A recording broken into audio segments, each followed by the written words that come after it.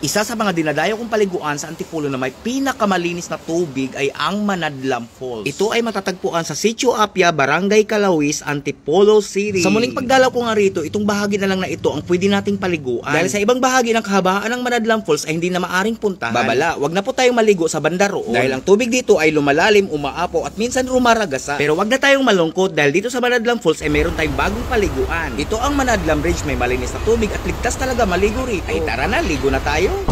Hi guys, for today's video, nandito tayo sa Manadlam Bridge, Apia. Ang ganda rito guys, pakinggan nyo.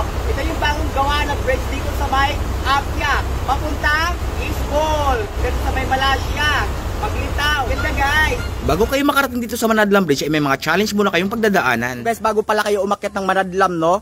Pwede kayo dito mag-parking kila Kuya. Hanapin nyo lang si Kuya Francis Bardel, hanapin nyo lang. Yan, meron dito guys parkingan. Ayan yung mga motor namin guys, andun naka-parking lahat. So yan, dito kayo mag-jump off. Ito yung jump off nyo guys. Tapos aakit na kayo dyan. Mula jump off sa Sitio Apia hanggang doon sa may Manadlam Bridge ay may mga 20 minutes ang lakarin. Gusto nyo makarating ng Manadlam, diba? Ng Isbol, ng Paglitaw, ng Mabilog, ng Malasya. Ito yung daan papunta roon sa mga lugar na yon. Ito na bali yung halos dulo sakop ng Antipolo. Dulo na to, pa-boundary ng Montalban at saka Bulacan. Yan yung way of transportation namin papunta doon.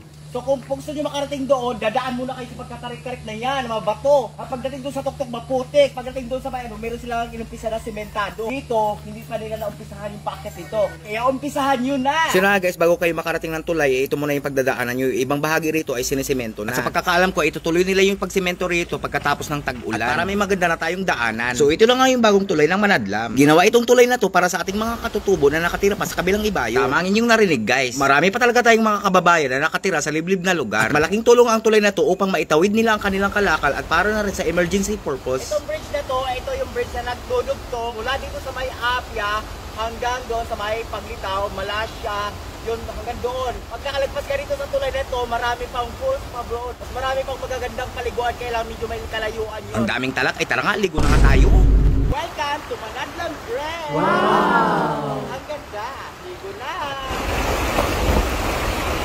Ang sarap talaga maligo rito guys. Ay, ligo na rin kayo. Dito nga sa Manadlam Bridge ay in-enjoy ko talaga ang pagkadalaga ko. Kaya payo ko sa inyo, habang fresh pa kayo ay enjoy nyo na ang buhay. Sige ka, ikaw din, mapag-iwanan ka ng panahon. At habang may malinis pa na tubig ay iligo mo na yan. Baka bukas makalawa, baka sa tabi ka na lang ng balon ng bahay nyo maliligo. Dito sa Manadlam, napakalinis ng mga bato. At makinis mga bato, pwede ka rito mag-bilog.